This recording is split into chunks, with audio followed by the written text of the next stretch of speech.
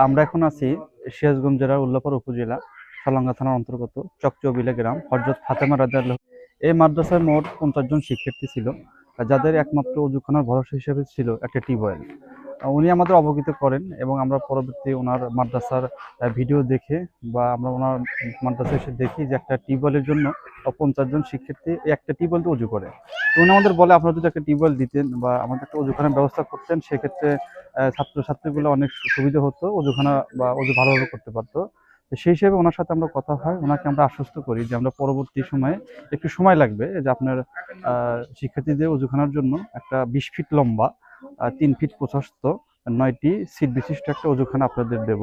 এবং সেক্ষেত্রে উনি খুশি হন এবং আমাদের সাথে যোগাযোগ রাখে এবং এবং পরবর্তী সময়ে আমাদের এই অজুখানার ব্যবস্থাটা কি সমস্যা, মানে অজুখানার ব্যবস্থাটা হয়ে যায়। এবং সেক্ষেত্রে আপনি কি অনেক খুশি হয়েছেন? অনেক খুশি হয়েছে। আচ্ছা, আমাদের যে এই রাজু ভাই, বিশেষ করে রাজু ভাই এই কাজটা মানে এনে দিয়েছে, ওনার আমাদের সাথেই থাকে। উনি মানবিক ফেরিওয়ালা ভাই, উনার অনেক ভালো মনের মানুষ, তিনি তার মাধ্যমে এই কাজটা হয়েছে, তাকে একটু দোয়া করে দিবেন, ঠিক আছে? আচ্ছা, আপনার কি আপনার কোনো কথা আছে এই বিষয়ে?